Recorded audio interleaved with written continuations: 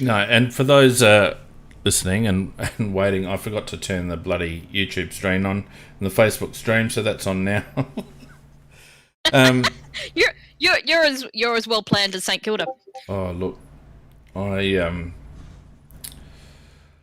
I'm just a bit dumbfounded because there doesn't seem to be a lot of logic in what's going on. If people are being transparent and acting in good faith, it seems to me a little bit strange that St Kilda would put in a low ball offer because they must know that a low ball offer is going to get matched. It's a bit strange to me that Brad would accept a low ball offer, even if it was a longer term, because he's supposed to be making bank with this deal. And it's strange to me that the Crows let it get to the point where a deal was lodged with the AFL if they knew, and they must have known, that it was going to be something they were going to instantly match. Well, if you saw what was posted on the Adelaide website, it told you straight away they weren't going to get it because of the fact that they said that they were prepared to match it. It didn't mention even about anything about pick 2. It just said that we would be prepared to match it if we were not happy with it. And that was before the result was known. Well, they said that they were waiting. For a while. But they said that they were waiting on the AFL compensation outcome, and then they would assess what they were going to do in the best interest of the club. They didn't actually... Yeah, but that very last comment is a giveaway. Well, yeah, I must admit, when I read that comment from Adam Kelly, I thought, oh, hang on. That's something is amiss here, because I agree with you, Mac. When I saw that, I thought, that's not how these things normally play out. You don't make that statement if you're going to get it. No.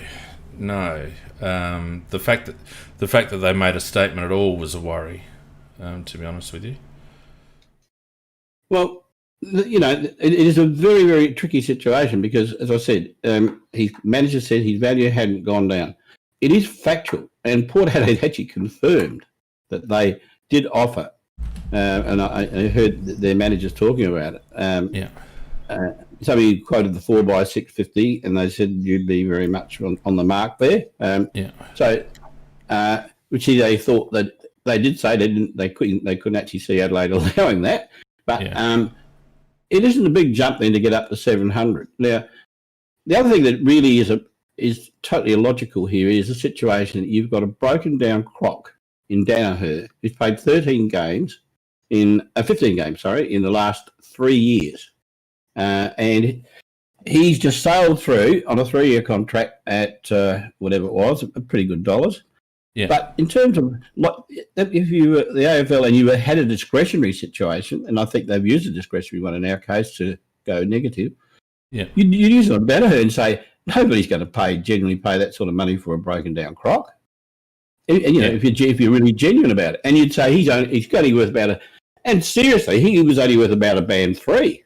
On when you look at it, but it's a very odd situation, and it's funny that quite reputable reporters thought it was going to be a certain figure. Now, haven't the St Kilda stooged us? I don't know. Well, I'm starting to wonder whether we've been played by Brad and his manager, because. Maybe it was just an effort to get the term that he wanted. Maybe it was less about the money and more about the term. Well, the interesting thing is, apparently though, earlier in the year he was offered $750 by 4 years, and then he knocked that back. If that's the case, then we haven't been played by his manager. They've stuffed up waiting till the end of the year because he's actually not worth enough. Well, he's lost out if that is the case. But there's no doubt he has definitely devalued himself. There's no doubt about that, because if Brad had gone through and had none of that business had happened with the cocaine, I've got no doubt we wouldn't be in the situation talking about this. But a couple of clubs that were really keen on him, Port Adelaide was one, Essendon were another, they just called on him straight away. And now we're in a situation that if we do match Brad, well, we will match off. There's no doubt about that.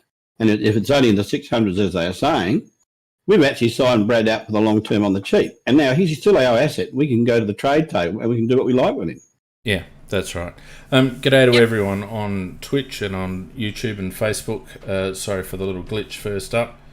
We're having a bit of trouble with the chat integration. So at the moment, chat from YouTube and Facebook and Twitch isn't hitting our Discord server and vice versa. So apologies for that. If you have got the opportunity to get onto the Discord to join the chat, please do so. Of course, you can access Discord either by being a member of our Discord channel, which isn't a bad thing to do, or you can go straight to our website and go to the live chat page and follow your nose there, and you can join our Discord channel right from that web page. So look, we've got to preface all of this by saying that nothing official has actually come from the AFL as yet. There's an article on the AFL website, but articles on the AFL website aren't endorsed or sanctioned by the AFL. Spot on. And they're often incorrect. We've had journos come out today and say that we're going to get pick 2. We've had journos saying that the deal was 700,000 to 800,000, more than one journo. We've had other journos subsequent to the paperwork being lodged saying that it's 4 by 600. Now, and one journo, I think, although I think some people might have misinterpreted, but some people, some journos have basically said that it's a band 3, not a band 2, which I find impossible to believe. So if it's pick 23, it is not band 3. That's they right. don't It's know band the 2. rules. It's band 2. So, see, I don't understand why. I just can't bring myself to believe that it's 600 by 4. To me, that just doesn't make any sense whatsoever. Matt? Well, let's look at it this way. Let's say it is more than that, and it's not quite the amount. There's a little known clause which says that Adelaide, or not just Adelaide, any team that's dissatisfied with what the compensation they've been given can appeal to this judgment tribunal type situation where it can be reviewed and we can present our case why it should be more.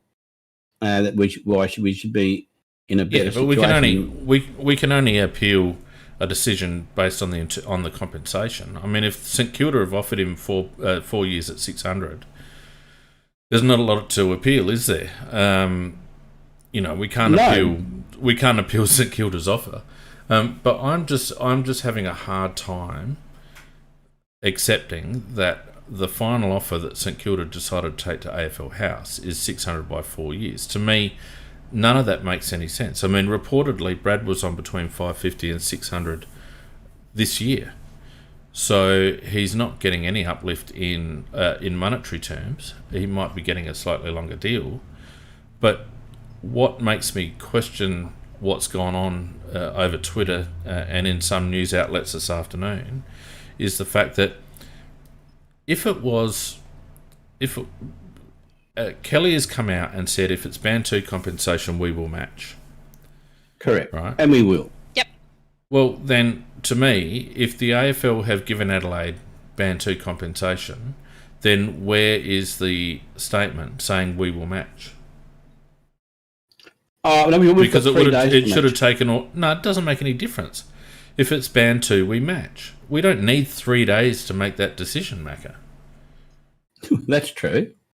So, to me, if the AFL have emailed Kelly or Reid or whoever they email and said that we're giving you band 2, then you'd be on the reply straight away going, we're matching the bid. And it would be announced. But that hasn't happened. If the AFL have given band 1 compensation to Adelaide, then the reply would be straight away, we're good with that. Happy to let the bid go through. Either answer would not require Adelaide to think about it because it's a fairly straightforward situation. So in my view, Adelaide have not yet been advised of what the compensation is. They have tweeted they've got to Wednesday to match it. Yeah, but that's stating a fact. Yeah, but that part of that statement they had was when we hear from the AFL what the compensation is, then we have till Wednesday to match. So it's always that statement had the caveat of when we hear what the compensation is. So I think there's probably a little something to what Fiend is alluding to that we actually don't know yet. And I think there might be some background discussions happening, which is what the AFL wants to do, because they've been hammered by trade radio with those idiots who actually don't know the rules. Exactly. I don't think that'd make one scrap of sense. Oh, no, it doesn't. One scrap of difference. But we know the AFL really, they don't like being told off by the media. A political thing, and they are subservient to the Victorian media. They are subservient. No, sorry, it doesn't make a scrap of difference in my mind. The only way that Adelaide and the AFL are quote unquote negotiating on this is if the offer is borderline, like $7.25 or something like that. Because personally, I think it's going to take $7.50 to get it over the line. And I think the AFL is going to want a lot. I think my personal view, reading the tea leaves, and that's all we can do, my personal view was that it was 700 over 5, 3.5 million. And after the Danaher, I think they were looking for the Danaher situation to give them some clarity. And when Danaher got offered a stupid amount, 830 by reports, it didn't really give anyone any clarity on the situation. So I think St Kilda and Adelaide tried to negotiate a situation where Band 1 was out of the sort of put beyond doubt, which would have been 800 by 4, probably with a few incentives. So they've either tried to go with 750 by or 700 by 5, and the AFL's gone nut, or they've bumped it up and reduced the term. But I think either way, we would have heard from Adelaide or the AFL, whichever comes first, by now. The deal was lodged at about 4 o'clock our time. The AFL would have been privy to the deal. 4:30, I think. No, 4:30. No, it was earlier than that. It was just after 4. I looked at the clock. So they had it for, it was 4:30 over there probably. They had it for half an hour. They would have had enough time. They already knew. They know what their bands are. They would have already played this situation out at AFL House. They would have just been waiting for the number. And, to my mind, Adelaide has not yet been told what the compensation is, because either way, we would have replied straight away and we would have announced it, and the AFL would have announced it. Well, certainly tomorrow is going to throw a lot of light on that one way or the other, Fiend. And let's take it from 2 points of view. Let's take it from the point of view that we have been advised and that we are not going to do anything about it until tomorrow, as we are thinking about what our next tactic is going to be. And that's possible, I don't know. So if we look at it let's just first examine it if it's rejected. If the Band 1 is out and it is going to be Band 2. We've then got Brad Crouch on our hands and if it's at the reported figure of the 600, we've got him at a pretty modest figure. And he's possibly worth keeping at that figure. I really have a little bit of a set on him personally, because he's put us in a situation where we could have had the best and should have had picks 1 and 2, and that would have given us an opportunity to have the best tall and the best midfielder and set ourselves up really well for the future. Now we're going to have to try and do some fancy trading to get back to somewhere near that situation, but we can't get back to that situation. So I've got a negative on Brad for that reason. the other way, I think if we put him out to the market, and certainly I would be just seeing St Kilda as the only people to trade back to. I'd be canvassing Sydney. I'd be canvassing Essendon. I'd be canvassing various other clubs at a pretty good deal, but to get better than what St Kilda's got, just to stick it up them as well. Because if they've put in something in the 600s, they've shafted us as well in the sense of not in my opinion, paying what's a fair dollar for Brad by comparison to what some of the other deals have been. Some of the other deals are over the moon for what they're worth. I mean, Zach Williams is a nice player, but he's not worth the money they're paying him. There's no question about that. 900 grand for a younger Brodie Smith. Wow. Yeah, that's absurd money. And, on the premise they're going to pay him in the midfield, but he's unproven in midfield and he's got injury concerns. Yes, and then you rule out bloody Danaher, and he gets 800 odd. You rule him out in the wheelchair. So, I mean, very, very strange. So, if St Kilda have done the dirty on us, and this is all on the basis that it is going to be pick 23, band 2. I think we've got the options we've got there are we keep Brad. We say to St Kilda, we want your first round draft pick this year, and we want one of the ones for next year.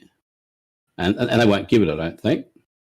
No. And then the other option is we just explore just trading him out with a good contract in place. Like a very modest wage for a player of his calibre. No. So they're the three options to me. We either force St Kilda to do something and give us a little bit more in terms of trade, and I don't think they will. We either keep him, or we explore all other trade opportunities. That's in the situation where there is a definite no to band 1.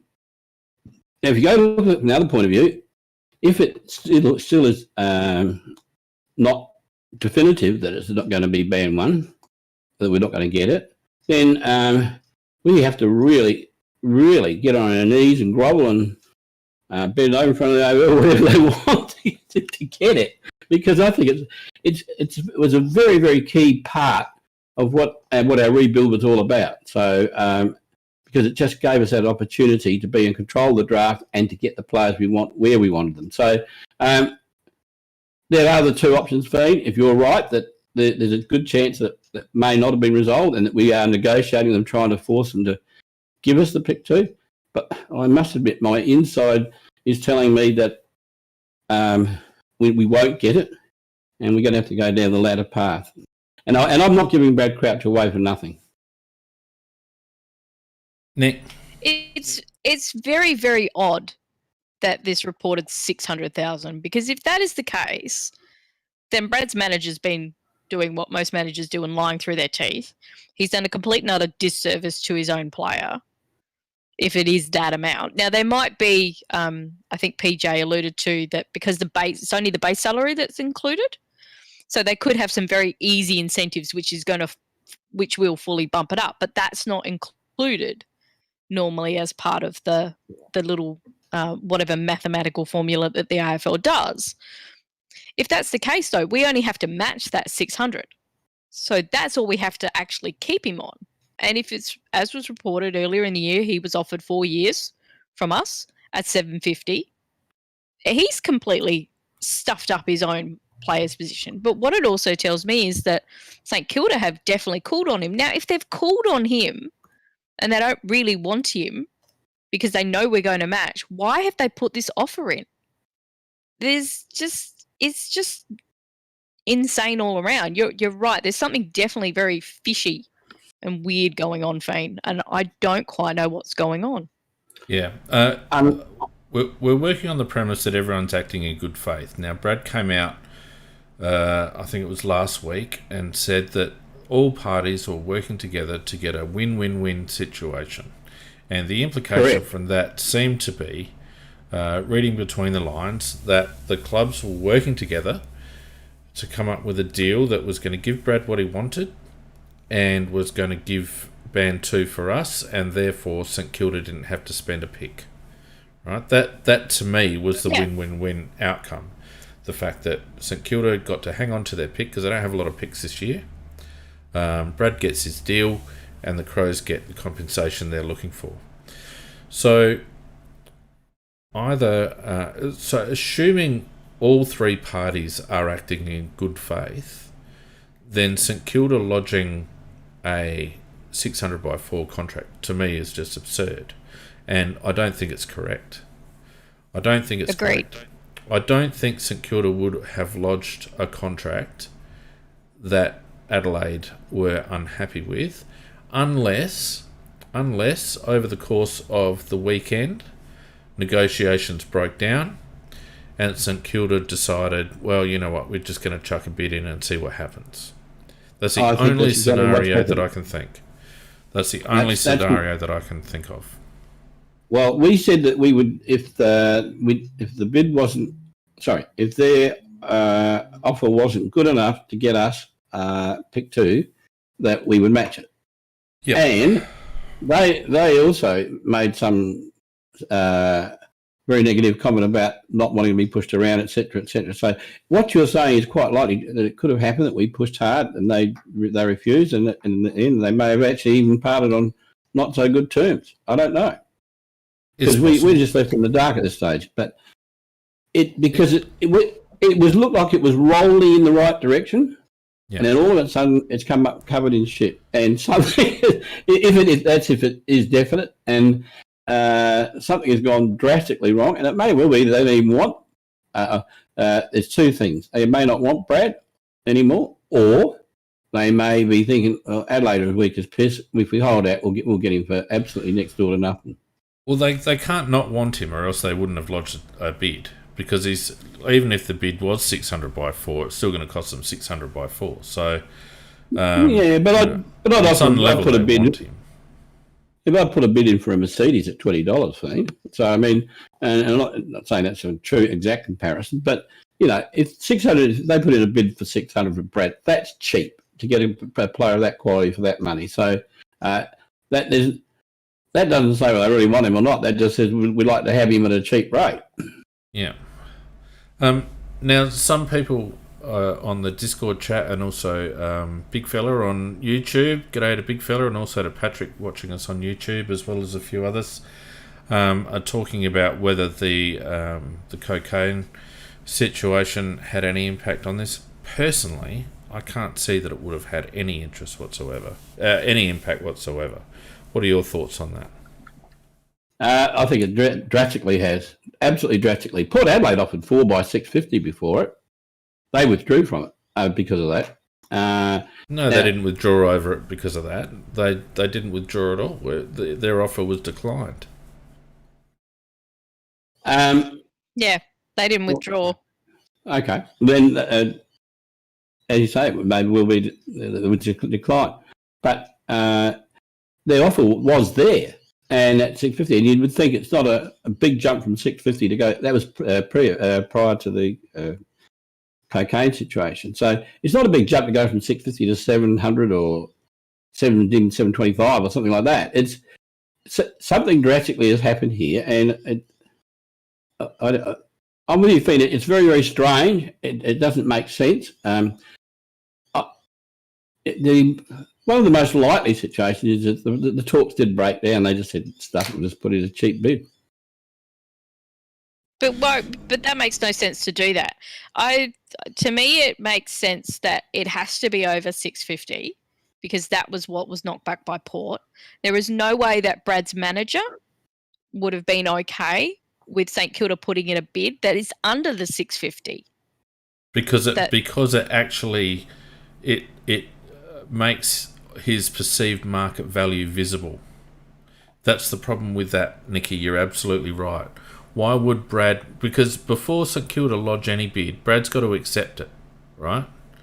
So yep. St Kilda can only lodge a bid that Brad is happy to take. And there is no way in a pink fit that Brad's management would accept an offer of 600 over 4 when that basically tells the market Brad is worth 600 over 4. There's just no way, Macca, in my opinion. Well, where do you think it's at? I mean, I'm confused. There are 2 possible situations, 3 possible situations. There's nothing clear, that's absolutely clear at the moment why we're in the situation that we're in. Because unlike Well, nowhere. I think in the other offers, haven't they stated what their dollar value was? They have at the end, afterwards. Oh, only at the end. Okay. Only at the end. So, yeah, it's never. We didn't know what Danaher was getting into, and let's be honest, we're only going by media reports. They haven't. The AFL don't announce player salaries, so we're only going by media reports. So it's been reported that Zach Williams is on 800, with incentives up to 900. So only the 800 counts in that circumstance. Okay. The reports are that Joe Danaher has been offered 830, which is probably going to be about 50,000 per goal that he kicks, which is very expensive goals.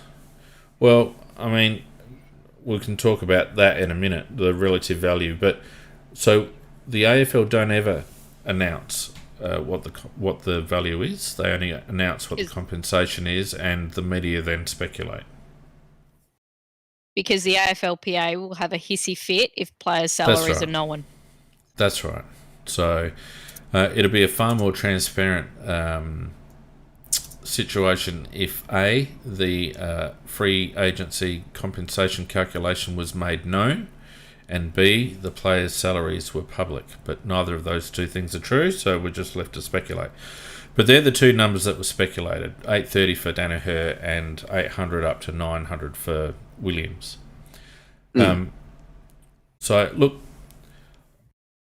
this is why I'm not trusting what's coming out of the media and what's come out of the media very late. I mean, we've had a variety of reports from the media. We had Sam Edmund come out very early on in the piece and say that the number was between 700 and 800. We've had reports that Port offered 650. We've had reports that Geelong offered less than that. We've had reports just today that St Kilda were likely to be offering between 700 and 800,000. And then we've had this final report, which has thrown us all into a hissy fit, from Mitch Cleary and others, saying that the actual offer is 600 over 4, and the compensation is likely pick 23 or band 2.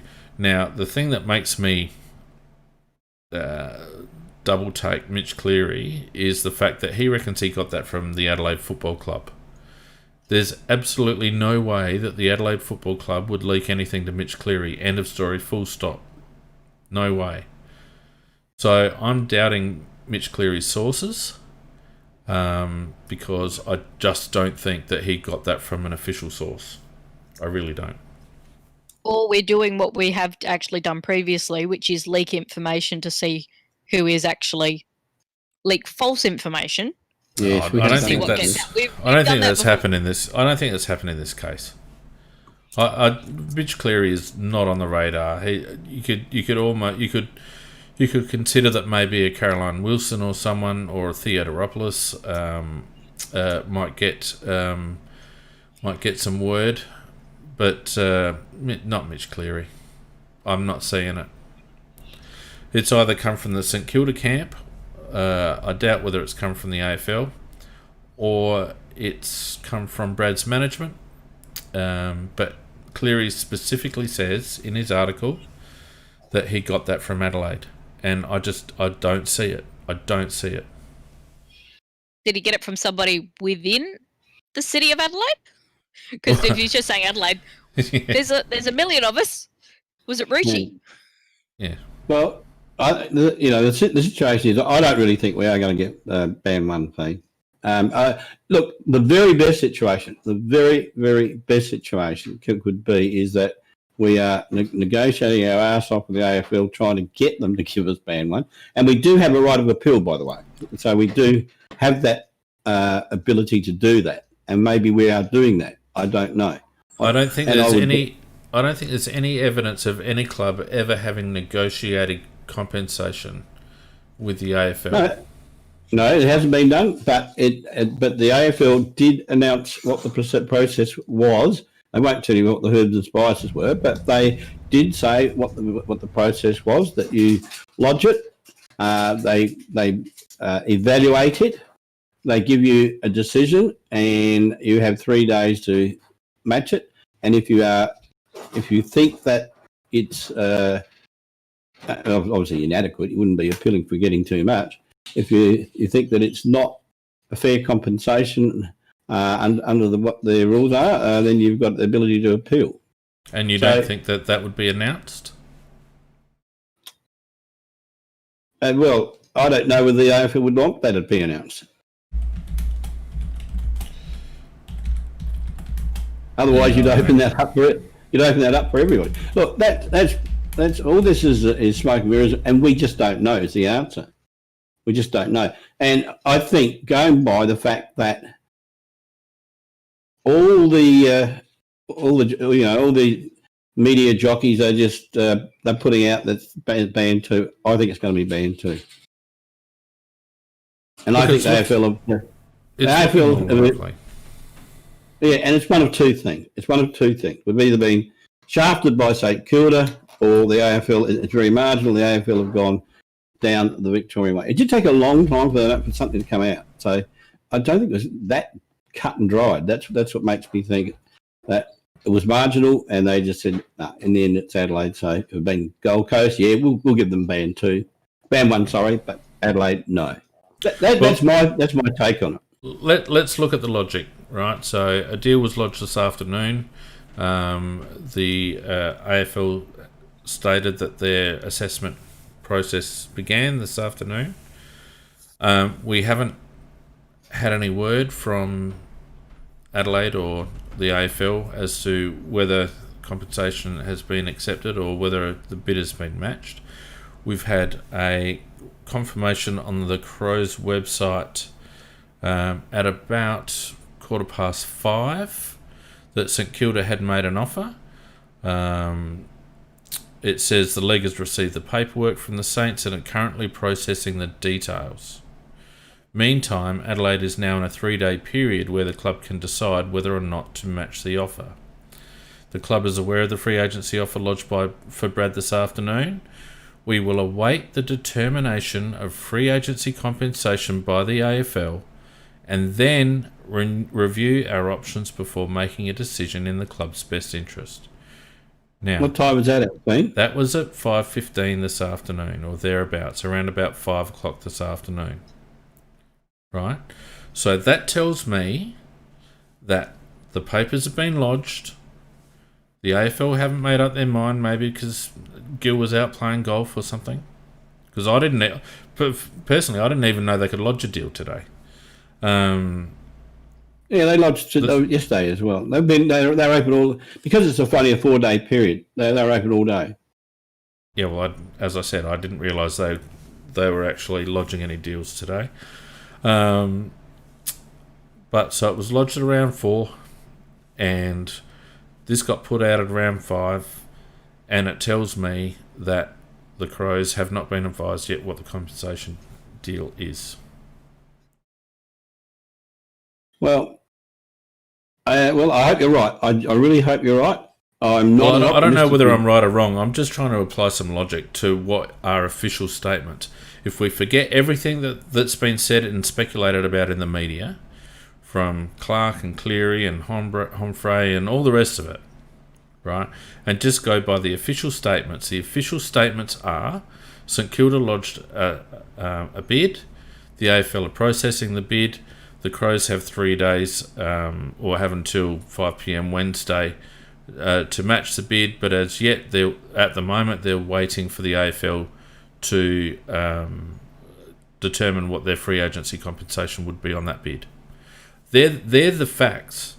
Everything else is speculation.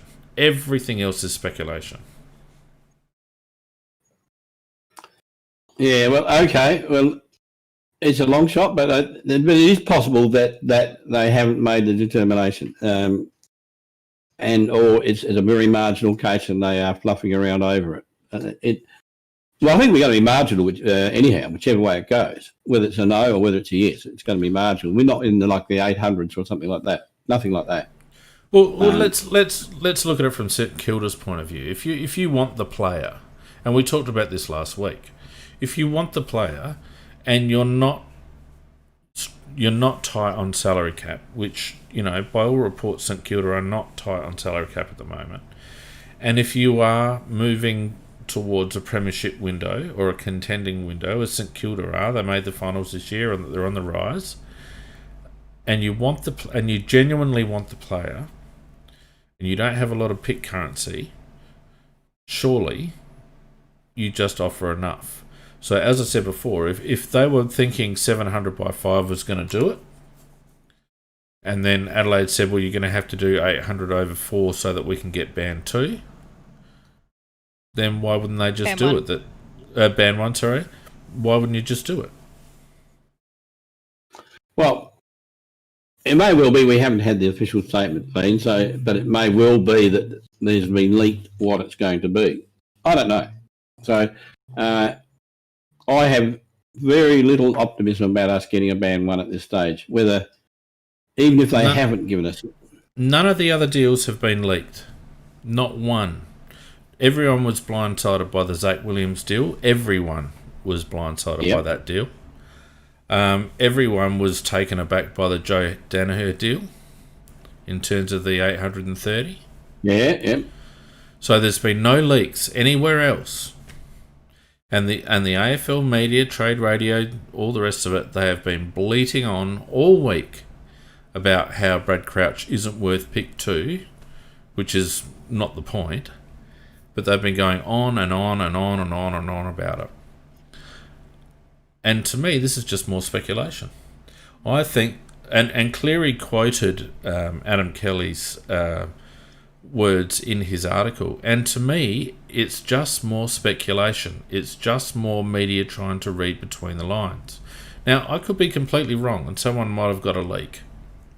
All right? But even the disparity in the tweets from the media this afternoon with regards to the salary and the likely compensation, it changed 3 times in an hour. Three times in an hour. And interestingly, News Corp had them going at 700 to 800, the Sun and the Advertiser, and then the Age went with the low ball. Are they just hedging? Yep.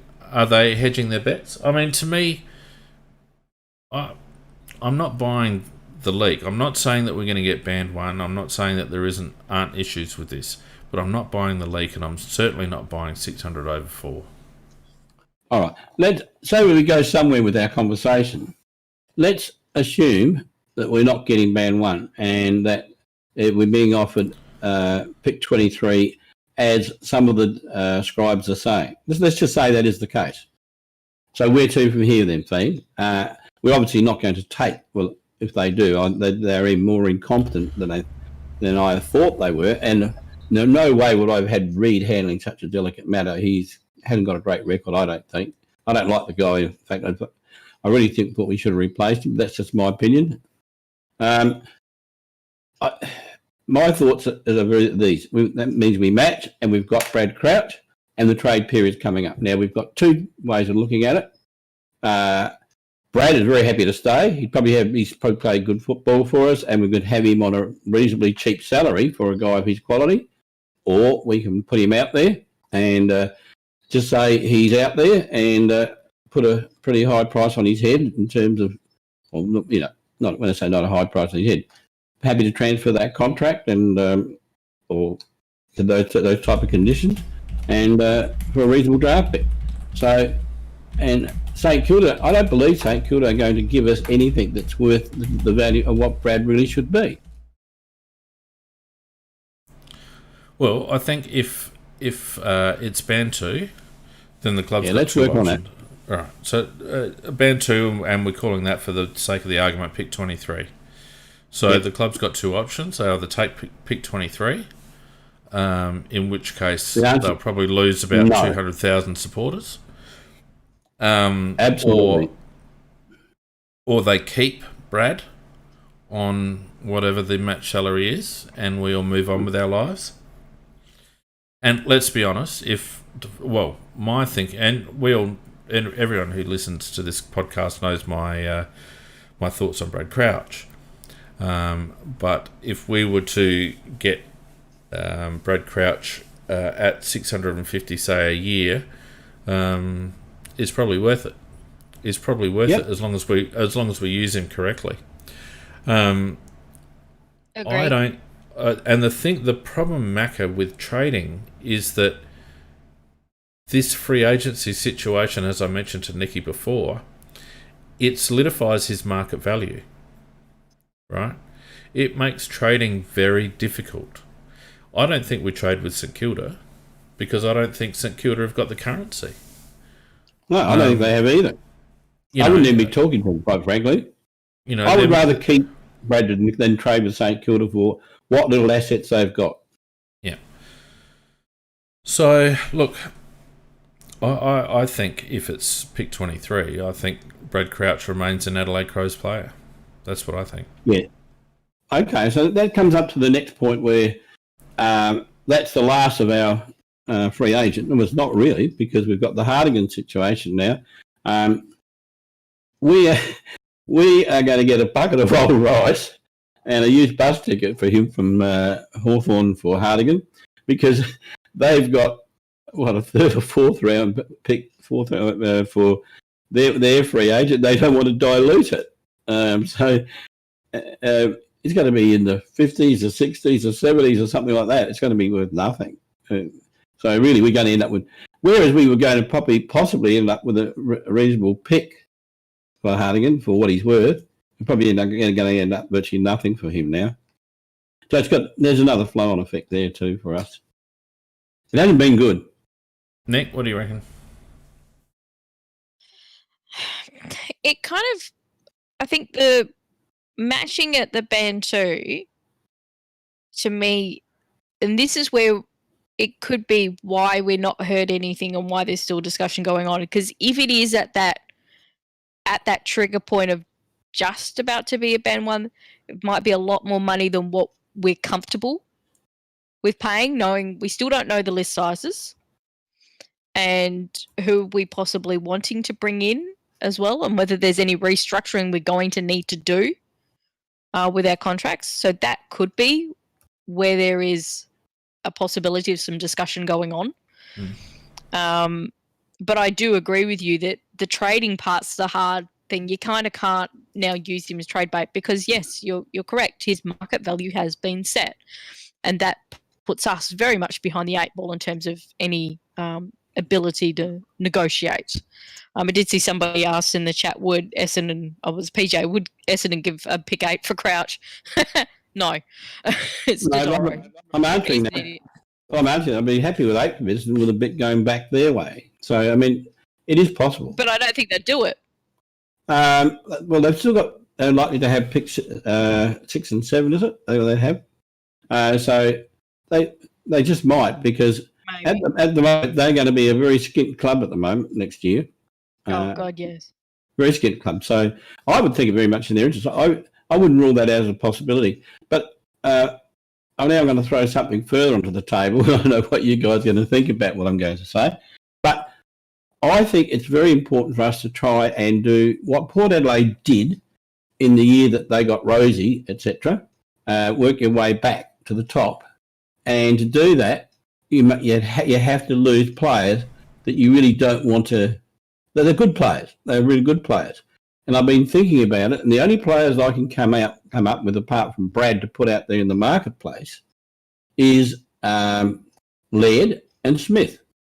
And you would get reasonably good trades on a Laird and a Smith. And people have actually asked from both of those. Clubs have asked from both of those. So putting it out there, well, I think we're going to have a shit year next year anyhow. And I think the idea is to get our hands on some very good young lads. So what do you think about that? Well, I've been in favour of trading Brodie Smith for the last 3 years because I think he's a good player with some good attributes. He looks good on paper. He has good stats. But he's, we've stated before, and when Pete was on the podcast, he agreed as well. Brodie's one of these people that goes missing in big games. And we got a few of those. Lairdy's another one that goes missing in big games more often than not. I would be quite happy to trade either of those out, particularly because of the fact that they're both coming up to their own free agency situation next year. I think Brodie's a restricted free agent next year. Is that right? He is, correct. Yep, that is correct. So getting value for him this year would be good, because I reckon we'd probably only get pick 98 based on what we're going through at the moment. So trying to get some value for Brodie would be good. I think Laird has been excellent in the midfield for us this year. Is he part of our long-term midfield future? He probably could be. But if you could get a single-digit first-round pick for him, you'd take it in a heartbeat. That's a good Moneyball trade, considering Lairdy started off as a rookie. So short answer, Macca, is yes, absolutely. I'd be putting those. I'd certainly be fielding inquiries from those two blokes. There's probably a couple of others that I'd field inquiries for as well. Matt Crouch, I'd happily field inquiries about. I'd happily field. Well, you'd have to get a very good pick to prize Matty Crouch off of me. I mean, I think Matt's just starting to learn how to play football properly. I know he's been the best and fairest for us, and he had in the season just passed. He had his moments where we were critical. The coach was critical. He was racking up the possessions, but they were all in the wrong place and going in the wrong direction, or not being effectively used. But his last, after he got dropped and brought back in, I thought he played fantastic football. Really, really, really good football. And if we were going, and I'm not saying I wouldn't trade him, but I'm talking about right up in the picks 2, 3s, and 4s for if you're going to pay that. I know, and then nobody was going to give you that, but I'm not parting with him. Why though? Is he part of your, is he part of your next premiership team?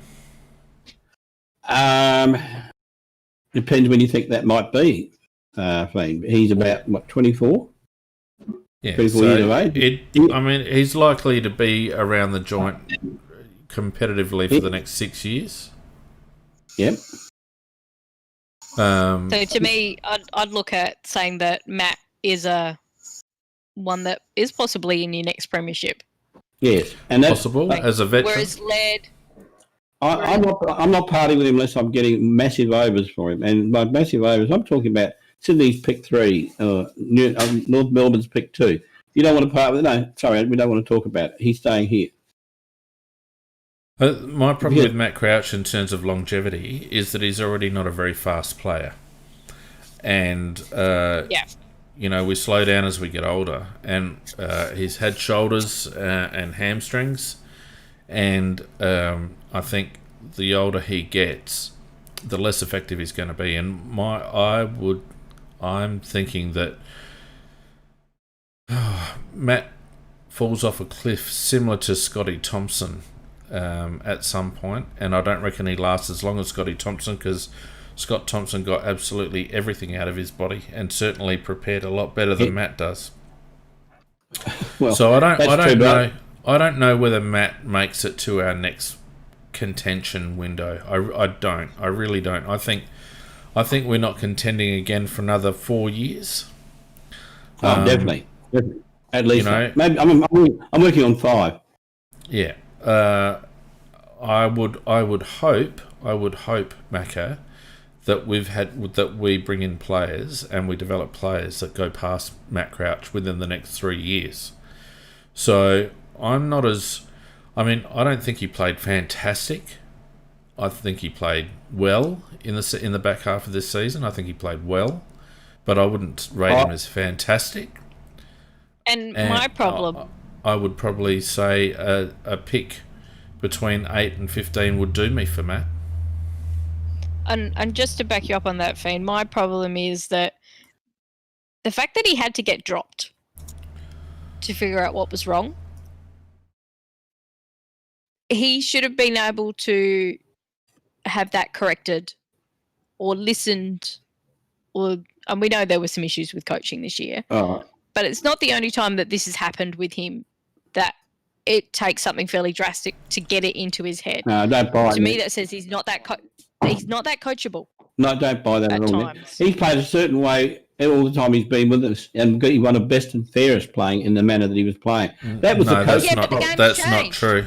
That's not true, Macca. He won a BNF playing as an inside mid, and if you have a look at his stats over the last 18 months, he has gone far more outside than previously. And my comments on trading Matt are on the basis that we retain Brad, because my biggest problem is that I don't think you can have them both in the same team.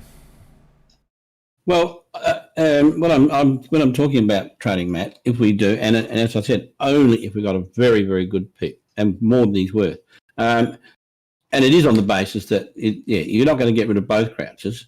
Brad was the one that was allegedly going, and Matt was the one that allegedly staying. But if Brad's staying, then I'm not against trading Matt, but I'm not going to trade him for what he's worth. I want more than he's worth, because I think the long-term value to us is better keeping him. I reckon someone just nicked your postbox, mate. No, it is just a bloody idiot. I know. Every time he goes past, he insists on tooting his bloody horn. At least you'll scare people off to stealing the next letterbox. But if we don't, I think we have to follow the Port Adelaide model. And the Port Adelaide model was, they knew, and if you look at, they were shit. They were just hanging around, and they were hanging around that 10th and 11th and that type of stuff, and going nowhere. And they would have gone nowhere. But they've actually said, we have to get the top young players into this club, and we're going to lose good players to do it. And Polak he had a very good season for Port, but they flicked him out. They flicked out Wingard. They flicked out, who else did they flick out? They flicked out somebody else as well. Pillard went. Dougal Howard. Dougal Howard. I mean, nobody's safe at Port Adelaide. They'll flick them out if it gets them what they want, and we have to adopt the same approach. Talia, do we trade Talia? Well, I don't think. Look, put it this way: an easier question is who wouldn't you trade? In my untouchables, I've got only probably 3 or 4 players, and they're all young kids. Yeah? The other one that I reckon I'd test the market with is Darcy Fogarty. I'd be testing the market really hard with Darcy Fogarty. Well, that's a very good point. And I think to wake up. Yes, but we're not going to get his true value at this stage, and we really need him to put in a good season and then trade him. But by the same token, if somebody came along and said, we'll give you somewhere between pick 10 and pick 12 for Darcy Fogarty. No, you won't get that for Fog. I didn't say we'd get it, Fane. I said if somebody came with that, I'll be packing his bags. But you're not going to get rid of him for pick 18 or 20. You're going to try and make the lad get 100% fit. He has never been AFL fit. Never. Oh, Mac, you keep banging on about that, but I went back and had a look at a couple of games recently at the back end of the season. He's not carrying any weight, mate. He's not carrying weight. He's in pretty decent nick. No, you go back and have a look. He's not carrying weight. He's a lumberer. He doesn't use any sort of pace. He lumbers after the ball, but he is not overweight. Look, I would have a personal trainer with him all summer, and he'd come back like a running machine. He at the moment he hasn't got it in him. Not up. He hasn't got it in him. I think he has. I differ with you on that. I think he has, and I just don't think he's worked hard enough.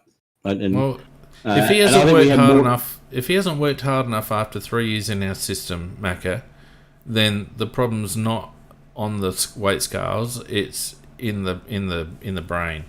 Come on, mate. If you're a young lad and you get picked up by an AFL team, living your dream, particularly the team that you grew up barracking for, if you can't motivate yourself to get fit and make a go of it, then you're a bloody idiot. And if you're a bloody idiot, you probably don't make it past 2 or 3 years in a career.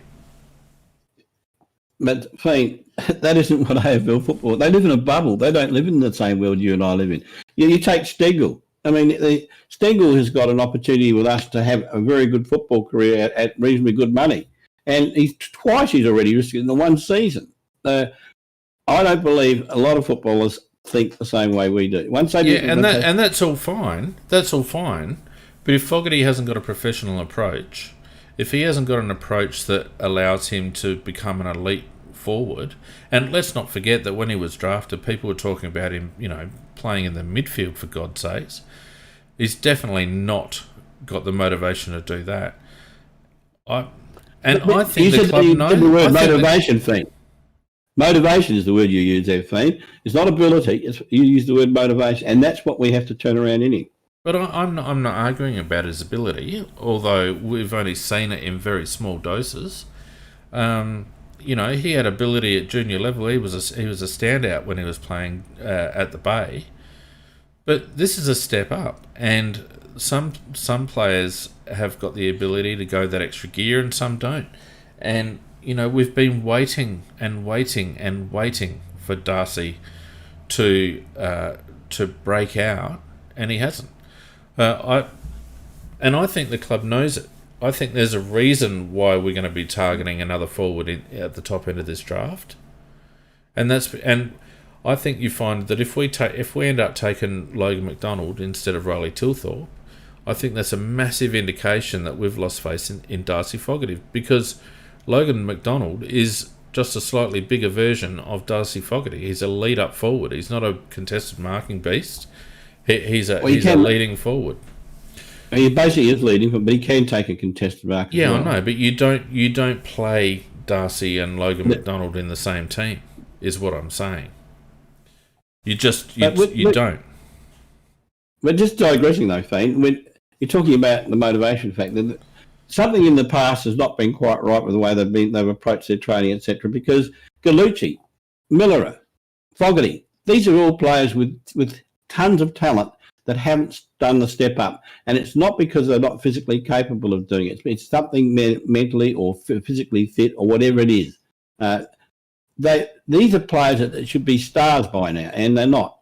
And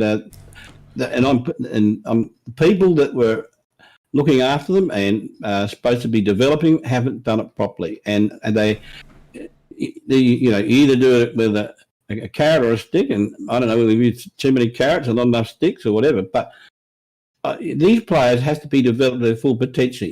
If you're ever going to be a premiership team, you have to get every player playing to the max of their ability, whatever that is. And we've got too many players that don't.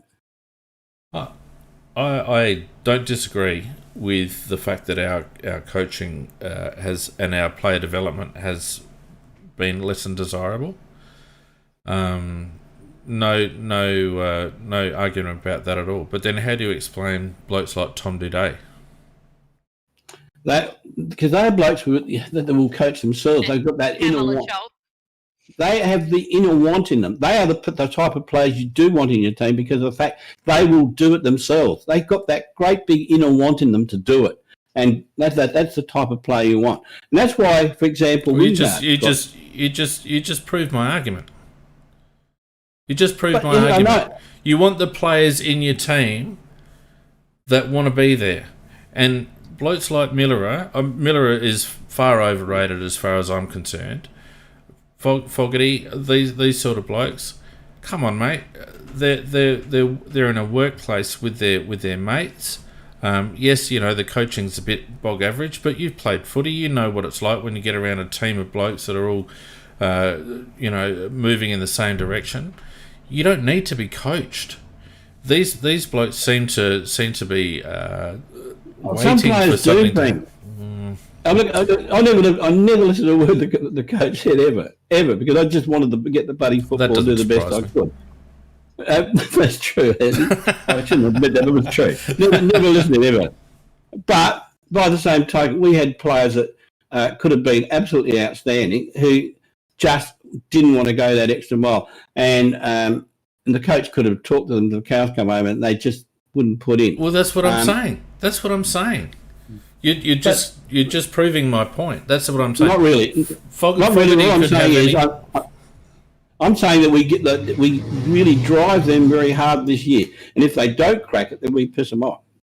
Well, I'm quite happy to give. I think we've got an exceptional coaching panel now, and I think we'll talk about that in a moment. I think we've got a very good coaching panel now, and I'm quite happy to see what they can do with the likes of Fogarty and Miller. But these boys have been in our system now for long enough, and Fogarty has had more than one opportunity to take control of that forward line, and he's been found wanting on many occasions. And I'd happily trade him out. I'd happily trade him out for a second rounder, to be honest with you. And if he went well at another club, good on him. Maybe it's the wrong environment for Darcy Fogarty. Maybe it's the wrong environment for Wayne Miller and a few others. But I don't accept these players with loads of talent that don't work hard to maximise it. And I don't accept that you need to be coached in order to get the best out of yourself. And if you do need to be coached to get the best out of yourself, if you do need that carrot on the stick to get the best out of yourself, I don't know whether you belong at the top level of football. I think we carry too many players that need that, to be perfectly honest with you, Mac. Yes, we do. So why would you want to hang on to them? But what I'm talking about now is really saying that I'm not interested so much in trading off players and getting low picks. I'm talking about what gold can we, what other people perceive as gold, even if it might be priorities, or Galena, whatever it's called, the fool's gold. So what players do we have that would be attractive to other clubs that could get us good picks that we could then package again to trade our way up? We've got to get up to that pointing end where we've got to, in my opinion, we really have to. I'd love to have 2 picks in the first 3. So I'll be targeting Sydney, I'll be targeting North Melbourne, and trying to come up with some package ultimately by working around trades that gives them more than what they're going to get out of 1 pick. So that, in other words, we can then have our pick of the tools, and they'd take the other tool, and then we can then take the Hollands. In other words, I'd like to have the best midfielder. I'd like to have the best tool so that we can have... I mean, if we just achieve those 2 things, you've done a lot for the club for setting it up for the future. Well, I'd like to have the new Porsche 911 twin turbo bloody sports as well, Mac. But I'd like us to be active and do something, Fee. And absolutely. And look, I think we've actually been quite good around draft time. I think we've been quite creative around draft time. We're one of the few clubs that will routinely force picks out of other clubs by bidding on academy players. We've bid down when we've seen an opportunity. I think there's a real opportunity to get Western Bulldogs pick 12. Yes, that's one. Well, it depends on what happens with Dunkley, because if Dunkley ends up going, then that might put a bit of a spanner in the works there. The problem is, though, Macca, this isn't the draft to do it. This is not the draft to do it, because the talent pool isn't there, and there's so many underdone kids in this draft pool. I would be far more in favour of getting creative, and I've said this, people are probably sick of me saying it, I'd be far, far happier being creative about getting into next year's draft than this year's. Look, if Essendon have 6, 7 and 8, North have pick 2. Sydney got 3. Sydney have got 3. 4. You're just not going to get those picks out of them because they're the only picks of any value in this draft. There'll be some good picks down the road, but they'll be local kids, and I don't. You got to target clubs with academy players. Sydney have got 2 top players, academy players, and they're definitely going to. One's definitely going to be in top 10, and the other one's probably going to be around that mark. Yeah, but who's going to bid on them? Well, Adelaide have always bid on everybody, but they won't be there. We actually haven't.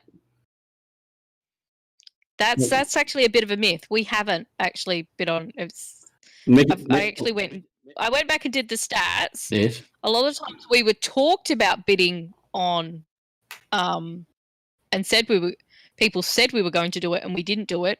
We've actually, I think we're equal with another. I think there's other clubs that are all around about the same amount have done bids on other players. I think North are actually up there as well. But we are active bidders. We are active bidders. We are, Nikki. We've done it. But I think a lot of it is Himmelberg's brother. The fear that we're going to do it. We don't necessarily do it, but there's the fear. Well, we've done Himmelberg's brother, and then several other examples as well. Yeah. Talking about Himmelberg, would you, if we bring in a Tilthorpe, do we need Himmelberg? Well, it depends how you want to use Tilthorpe. You know, if you want him to just concentrate on being a forward, then you probably hang on to Himmelberg because he can be your second ruckman. Look at your forward line. You're not going to have Tilthorpe. You're not going to have Himmelberg. You're not going to have Fogarty and Walker all in, and Leach all in the one forward line. That's just out of this world. The forward line. The forward line of the future doesn't have Lynch and Walker in it for starters. Right, and there's nothing wrong with playing two talls and a medium. Yeah, I mean Hawthorn did it. Hawthorn did it with Buddy and Roughhead for a very long time with Gunston playing third fiddle. That seemed to work pretty well for him. Well, Richmond Models only has two talls in the forward line, and lots of runners, and they won 3 out of the last 4. Yeah, that suits how they play. But I mean, you've got to remember, like. I think it's very dangerous to go, who are the best team at the moment? We've got to model ourselves after them, right? Correct. Because you have to model around what you've got. Exactly right. And Hawthorn made a 2.5 tall forward line work very, very well with a couple of like Cyril and Puopolo and the other guy Bruce running around underneath them, right? We've got a similar situation. Well, we could have where we'd have Tilthorpe and Himmelberg, and then you've got McAdam and a couple of smalls, Stengel and one other. So I mean, you basically you go with your strengths, and if Tilthorpe and Himmelberg can make it work in a forward line together, then why wouldn't you do it? Particularly because the Berg represents a viable second ruck option. So I wouldn't rule it out. I'm happy enough to let Elliot continue his development and see how that pans out at the moment. And Elliot also works well with other forwards. Well, yes, Mother, you're Mrs. Himmelberg. Now, Mako. But she was during the course of the season. I mean, doesn't matter. She's entitled to an opinion just like yours. Was I wrong? Well, there was one particular match, Nicky, where I think he farted in the direction of the ball 4 times, and you thought he played well. Anyway, let's move on, please. Okay, I don't want this to get personal again. No, I am joking. I was joking, Nicky. Anyway, so look, Mac, I don't disagree with you. I do think we need to get creative. I don't know whether we've got the opportunity to do it in this draft, just because of the way everything's panned out. I think clubs that have top 10 picks in particular are basically going to treat them like gold because really it drops off substantially after round 1, in my opinion, on exposed talent. You know, you could probably speculate on a few, but I don't think you can. I don't see apart from Western Bulldogs at this stage, the way the draft sits. Because I don't think with Sydney, I don't think their academy guys going to get bid on. No, one of them's definitely going. One will definitely be bid on. There's no question about that. I can't remember which name it is, but it's one of them. Looking at, he will definitely be. They think he could be a top 8 player. So, but all I'm saying, well, I think the Bulldogs. We must approach the Bulldogs and ask for their first round pick because there's a very good reason why. Is we could actually say that we've got first pick. We're going to bid on your boy, and that's a 3,000 pointer that you've got to match then, or you get a 20% discount. But everyone knows that. Everyone knows that. But if we don't bid on him, it saves you get it drops down by 483 bidding points. Yeah, everyone understands that scenario. So we do a trade with you for your first round pick. We give you pretty equivalent value, and you've already saved 483 points already by us promising not to bid on him. Yeah, and you have to use your bottom position. And if we give a pick to GWS, but hang on, Macca, just slow down a bit, right? So we do that deal with the Western Bulldogs, right, which is a viable deal, right? Yes. And then do you reckon North might bid on him at pick 2? Sorry? Do you reckon North... Yes, but that's still 483 points less that they have to match. The Bulldogs have to match. But it still doesn't... Easier. But it still means that they've spent their first round pick for nothing. No. It's a very common practice. When you're actually...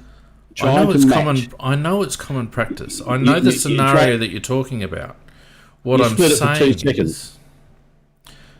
saying is, if Adelaide were to bid on Ugle-Hagan, right, then the Bulldogs would have to spend picks, and they have to. It goes on, your best pick first, right? So they would they'd have to spend their pick 12 to get in, right?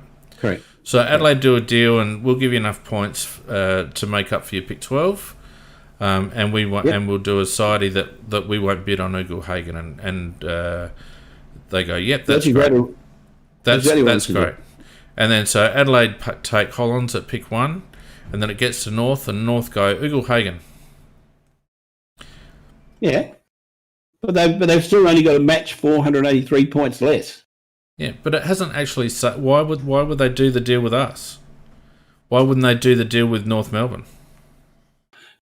Because we've got pick 1, and if we make the bid, they have to match 3,000 less 20%. And if we don't bid at all and leave it till North Melbourne to make the bid, it goes down. That they've got by 483. They've got to match. Mm. Yeah, the whole thing gets tripped up if they get a top 10 pick for Dunkley, though, which is what I was saying earlier. If that happens, then it all goes out the window. Yeah, but I don't think Dunkley. Do you think they will release Dunkley? I don't think so. I wouldn't. Depends what they're looking for. Well, I don't know whether it's a matter of them releasing Dunkley or whether. Well, he's heavily contracted, so he can't just walk. No, I know, but.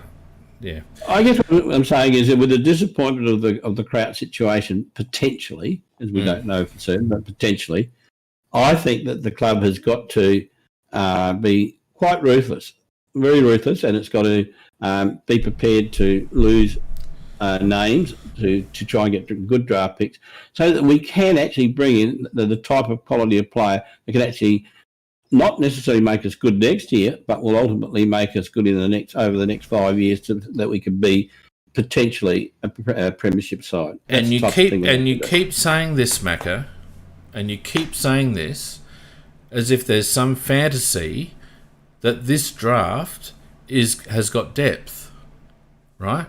Because picks doesn't equal quality. No. What I'm saying is, we have to trade up, Fiend. That's what I keep saying. The quality is at the top end. Yeah, so you're not, Macca, you're not going to prize away first-round picks from other teams in the top 10 of the draft because there's not the depth in this draft for those teams to take that risk, right? So I understand what you're saying, but it depends on who they've got their eye on. There are probably 15 to 20 good players. There always will be that. Yeah. And how many played any sort of football this year? If they play for Port Adelaide, they've got a better chance. There always is the top ones, but the top. How many of the likely first round draft picks played football this year? Oh, you're talking about the Victorian boys. I'm talking about anyone. How many of the likely first round draft picks played football this year? Well, in South Australia, there's one, and in Western Australia, there's at least two, so that's at least three. And there may well be another odd one. Oh, there may be another odd one here and there. Maybe 4 or 5. Or depending on your rankings, there's probably 4, right? Probably 4. So every other pick that is taken in the first round is going to be a lad that is probably good, but hasn't played footy for 12 months, right?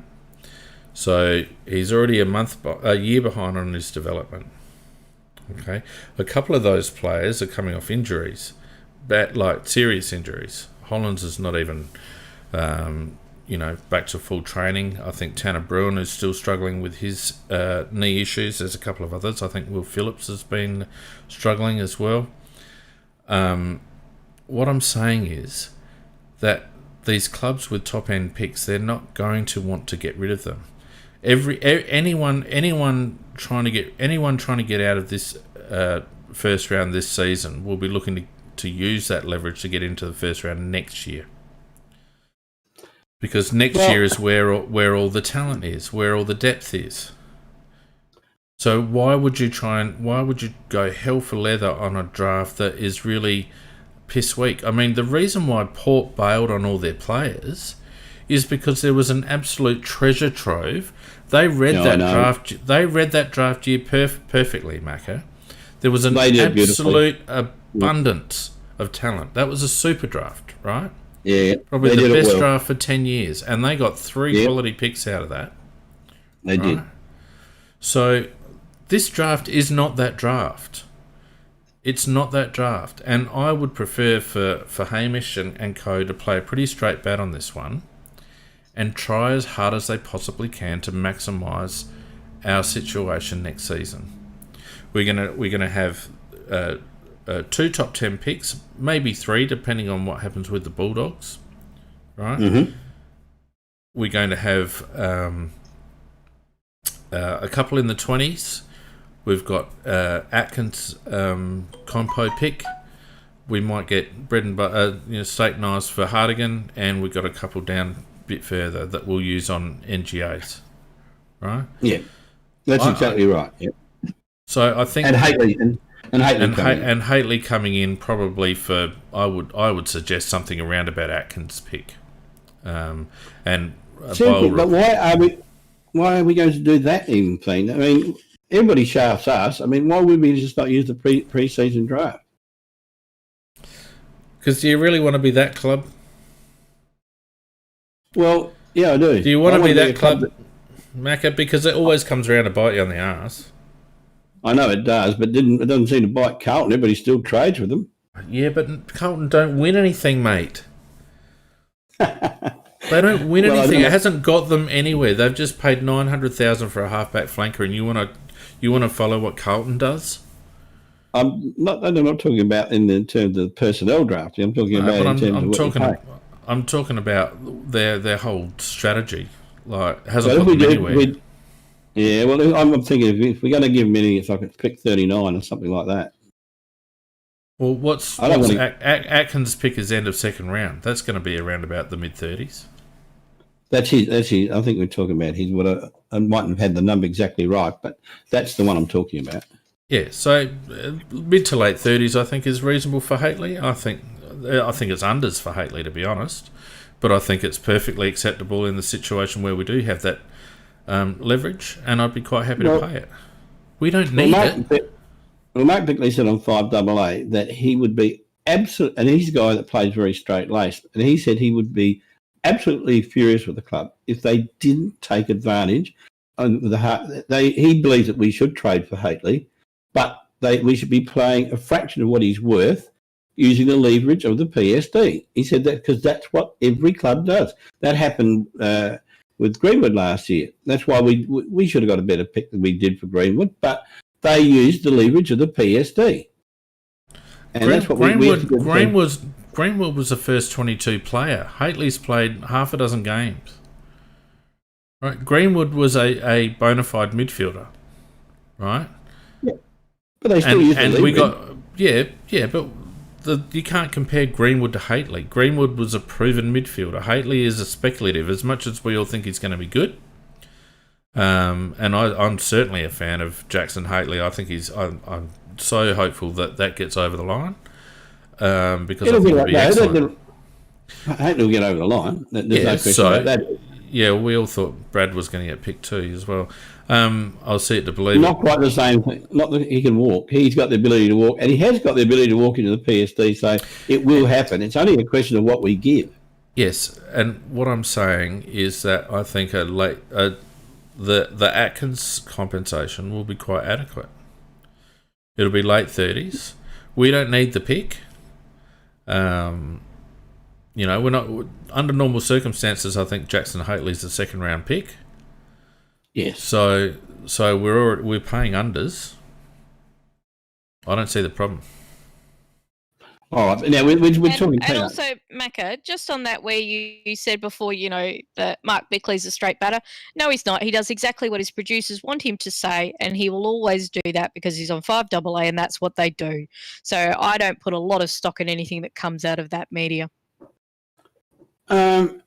He's still got his own integrity and an opinion, though, Nikki. No, he's admitted that he will say what his producers want him to say to get people to call up.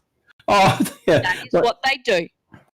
Look, I have no doubt they create arguments between Ray and Mix in terms of opinion to create talking points so that people will ring up. And then you've got other people like me ring up to get the goodies. So you're quite right, Nikki, in that particular sense. But I still think, though, that you don't, and what Fleen's saying is, you don't want to have the reputation of being like Carlton and grabbing a player for nothing. But you'd still do use it as leverage to pay unders. Well, I think paying Atkins compo for Haitley is using that leverage. What would you pay for Haitley? A pick in the 40s or 50s? Yeah, as little as possible, but I think that's taking the piss. I beg your pardon? I think that's taking the piss. Well, maybe it is, but if you can get away with it, so be it. But yeah, look, we're talking. That isn't really the big panacea for the Crows' woes, is it? So here's a scenario I'd like to put to you. Jeremy Cameron has asked to go to Geelong, and Geelong have put in a thing of 900 grand or whatever it is, and GWS have matched. And so it's going to go to protracted trade, and Geelong don't have any currency, or they have a few first round picks that they probably don't want to give up, which means that there's a possibility that falls through. We've had 2 cracks at Jeremy Cameron. We've had 2 goes at him. Is this an opportunity to get Jeremy Cameron in the pre-mentioned PSD? Well, the only problem is that they're going to match a salary of $950K per annum. Yeah, but he doesn't have to take that. But Jeremy Cameron would be crazy not to take $950K. Well, what if he could get $1 million from us? He's not worth $1 million. He already wants to move from GWS. He wants to move closer to home. Where we're probably equidistant to Dartmouth as Geelong is. I don't know. Is there an opportunity there? Not for me. Not for me, because that's not the way we're going to build our side up for the future, Fiend. Because how old is Cameron? And he didn't have a great year. 26 maybe. Yeah. For me, no. Look, other people might disagree with that, but no, not for me. I don't know. I really don't know how Geelong are going to get Cameron, though. I don't know. Geelong's whole strategy is very interesting, isn't it?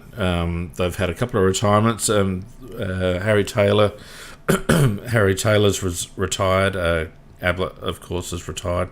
So they've lost some money off their books, which is fine. But going after Jeremy Cameron is quite interesting. They're also looking at Higgins, reportedly, and one other whose name escapes me. Nicky, help me out here. Geelong have got Geelong have got a specific strategy, and they think that they weren't all that far away from getting a premiership this year. And they've got a couple of boys retiring, and but they are bringing in senior talent that have only got not a lot of years left in them in a particular way, because they believe that their core is good enough with a little bit added to it to win a flag. They're in a totally different situation. They've got. Yeah, I understand that, but why do you look at Cameron at 950,000 when you've got Taylor Hawkins? Well, I don't know. I'm not Geelong. I know, but I know you're not Geelong. That's what I'm saying. They've got a weird strategy, Macca. Right, even going for Cameron, I don't understand why they're going for Cameron when they've got Hawkins there. Well, I think they got it totally wrong because, in my opinion, I don't think it's going to work for them, because the one thing I think they've got missing is a dynamic midfielder. They should be really chasing the best midfielder in the land with that sort of money rather than Cameron. And because, as you say, they've got Hawkins there, and they've got other forwards that can perform. But they're going to be down. Yeah, sorry, not Taylor Hawkins. He's the drummer for the Foo Fighters. You know, you should take Tom Hawkins. Sorry about that. Sorry, Matt. Continue. In the background. Did you say Taylor Hawkins? Yeah, I reckon I said Taylor Hawkins last week too, because I am a big Foo Fighters fan, so it's obviously subliminal. No way, we'll get it mixed up and we'll draft him in our team. Yeah. Nikki, what do you think? Oh, Geelong is stupid, but we know that. I think if you want to be bastards, yeah, you'd go in and you would kind of stick your nose into that thing. That's what you were talking about, wanting to be that type of club in terms of trade and everything else, Macca. Then yes, you would go after somebody like Cameron, or you would stick your nose in and make it difficult for others. That's what you would do. I agree he's not for that money, and he's just that little bit too old for Cameron. But if you could get him cheaper, then hell yeah. But he's obviously prepared to sell his soul for dough. 950K is a lot of biscuits. No, he's probably looking for a flag too. Well, that could very well be right for him, because you're not going to get it up at GWS. It'd be very. He's going from one club that doesn't know how to coach to another one. Yeah. Not wrong. So anyway, we've got one confirmed free agent leaving. That's Rory Atkins. I think the compensation is probably. Hang on. One confirmed free agent leaving. Yes. Have you been drinking tonight, Macca? Could have been. Right. That explains a lot. Do we all think band 4 or whatever it was we got for Atkins was fair? What was it, end of second round? Yeah, that's fine. I just thought that's what we expected. I thought on the money we might have even just snuck a band higher. But well, the report was 400 in the end, which I found a bit hard to believe. All along they've been talking 4x500, but then again the media came out with 4x400, which I don't. It sounded a bit odd to me, but anyway, it does seem like if it's a Crows play, you just get it by 20% automatically at the end. Because I did that with. I wanted to finish off with that, Macca, and I think we've probably done the rest of it to death. So how about we just talk about this for a minute? Because it's damn hard to be a Crow supporter in this bloody competition. It is. You've got a situation where 99% of the media is Melbourne-based, and for whatever reason, they've got a hard-on for Port Adelaide, but they can't stand the Crows. And it's getting to a point where, and I honestly think the AFL need to address this, because it's getting to the point where, for a non-Victorian supporter, it's getting very hard to love the sport.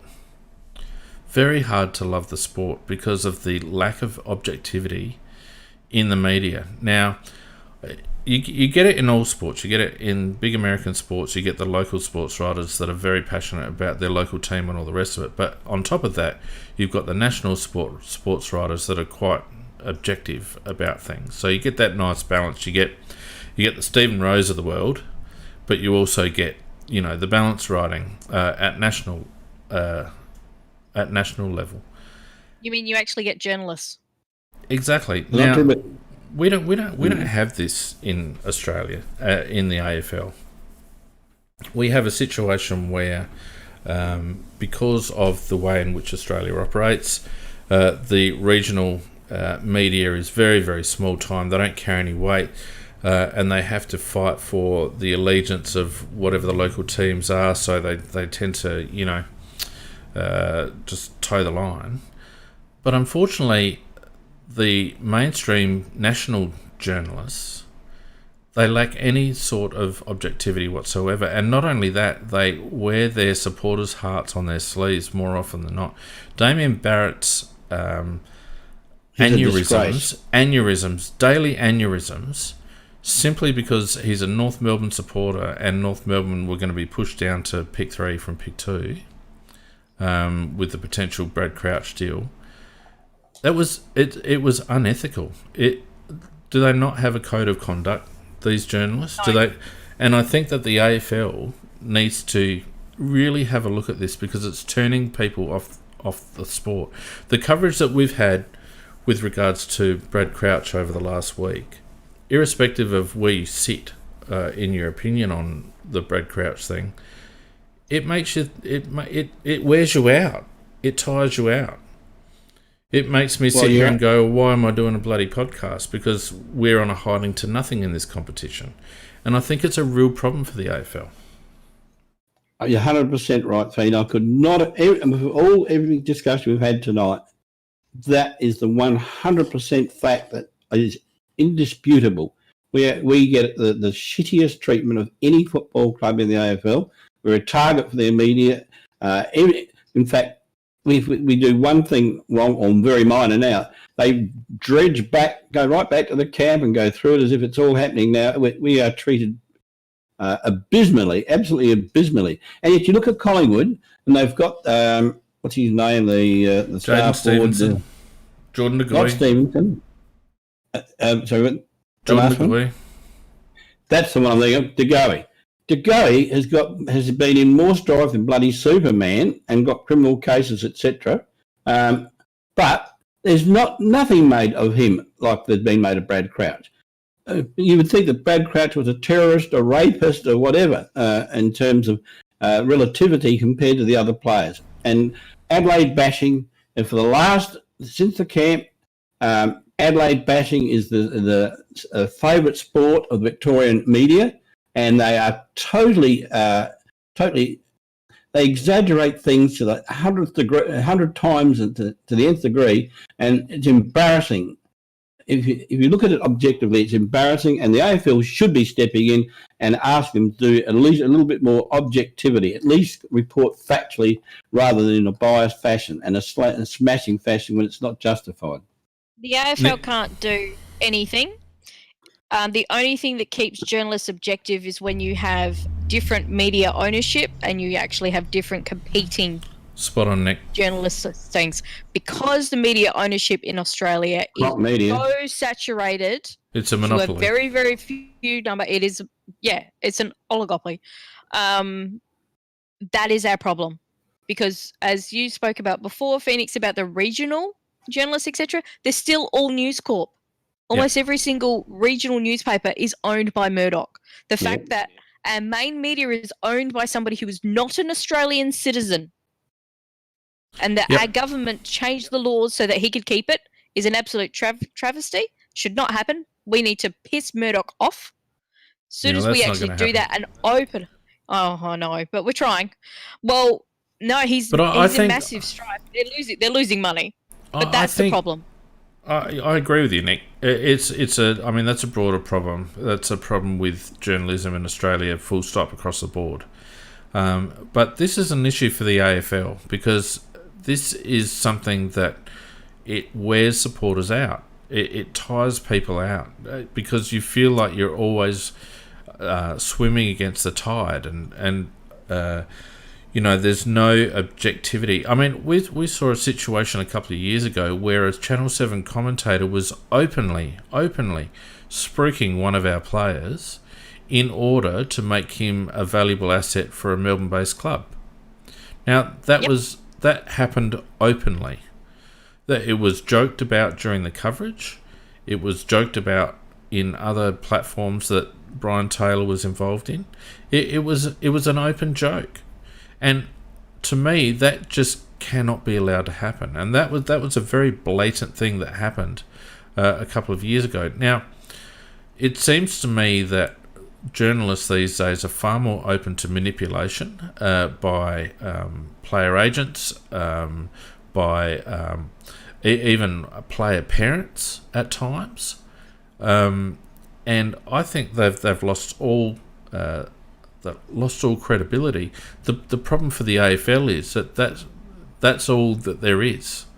So the AFL is, in my view, I mean, I love doing this podcast because it gives us an opportunity to air our opinions and share our opinions with people who listen to us, and also the people that listen to us have the opportunity to share their opinions as well.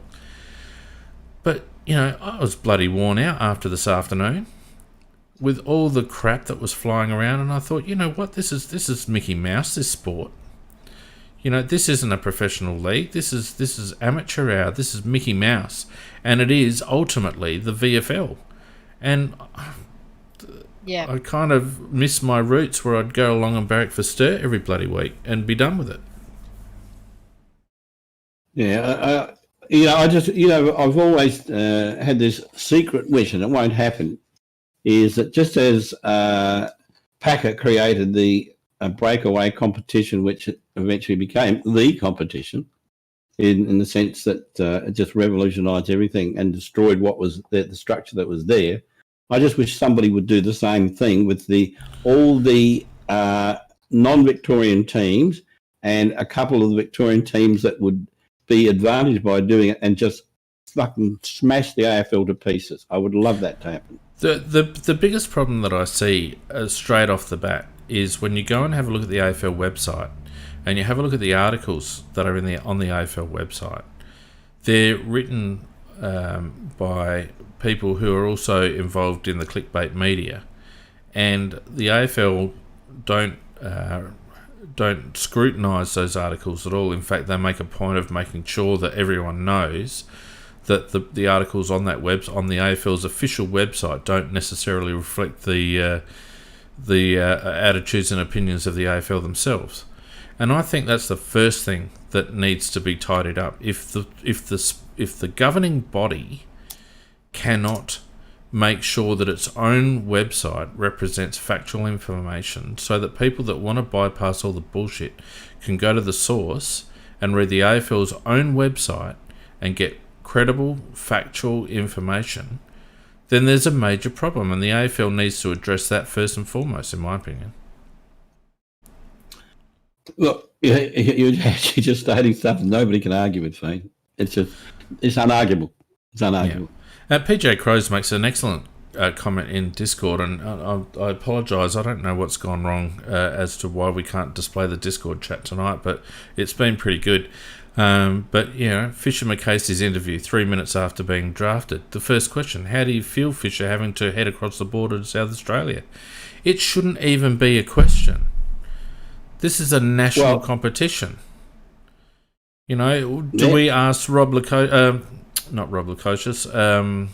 Lukosius, how do you feel about having... Well, Rob Lukosius is his old man. Do we ask Jack, how do you feel about having to go to Gold Coast? No. It's not they're not the same questions. They're not said with the same bias. They're not... there's a tone to them. It was all about the excitement of going to Gold Coast. Exactly. There's a tone. How do you feel about going up there with your best mate, Isaac? Exactly. Yeah. It's leading questions and poor journalism. But Nicky, that's all we've got. Yeah. That's all we've got. And, I don't know what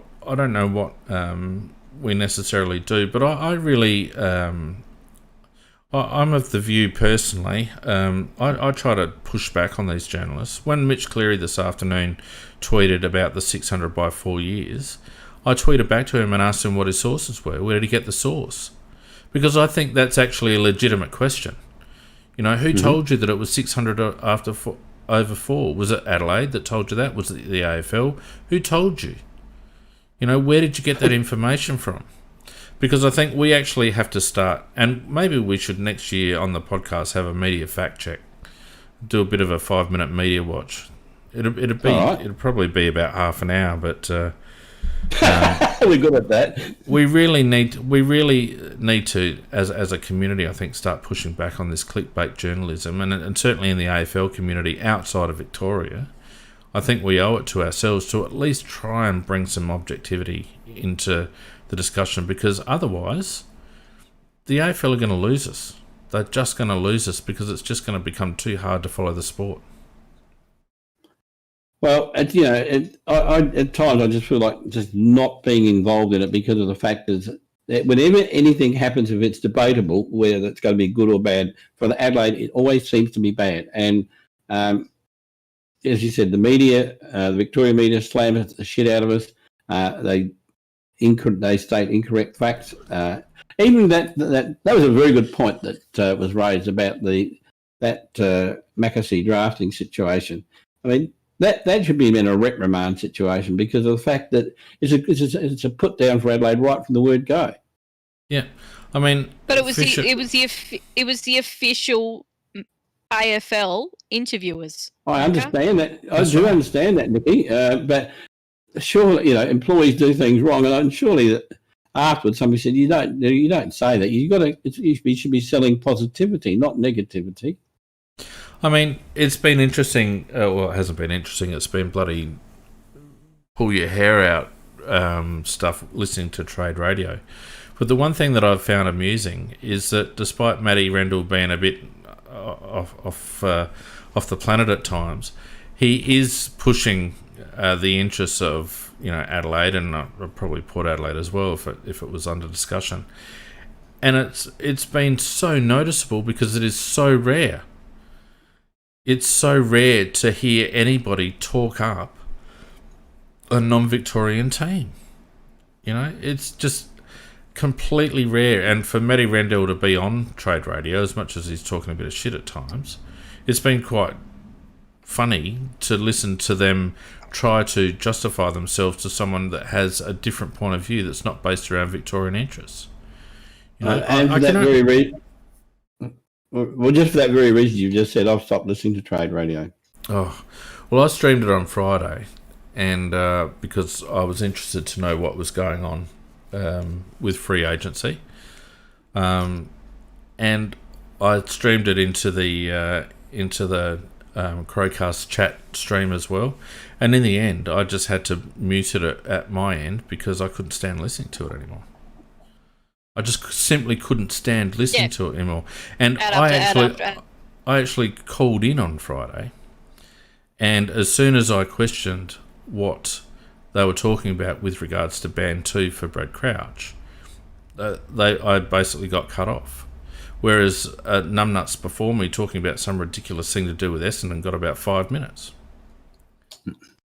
It's just... They've got, if they're going to put through an AFL trade radio, they've got to understand they've got a national audience. I don't have a problem with SEN Victoria being Victoria bias, just the same as 5AA is South Australian bias. I don't have a problem with that. I don't have to listen to SEN, right? But AFL trade radio is run under the auspices of the AFL, even though it's Croc Media. It's a national thing. They need to have a national focus. And these journos like Barrett need to pull their bloody heads in when they're talking about non-Victorian teams, because it's borderline embarrassing. Damien Barrett, rightly or wrong, was embarrassing last week. Absolutely embarrassing. And this is the official AFL journalist. Anyway, that's my rant on that. I think it's a good rant to finish on, Fane. Yeah, you're probably right. Look, it's been a weird one. I think we're all being a bit thrown by what's happening to my camera. Thrown by what's happening with Brad. I don't know about you guys, but it took me by surprise today. Yeah. Well, we'll see what tomorrow brings, mate. We will. Thanks everyone for listening. Don't forget you can follow us on Patreon, AFL CrowCast. Make sure you follow us on Twitter and Facebook, AFL CrowCast. Join our Discord server for chat all through the draft and trade period. Thanks, Nikki. Thanks, Macca. Thanks, everyone. Pleasure. Thanks, everyone, for all your support. We'll see you next Sunday. Yeah. No.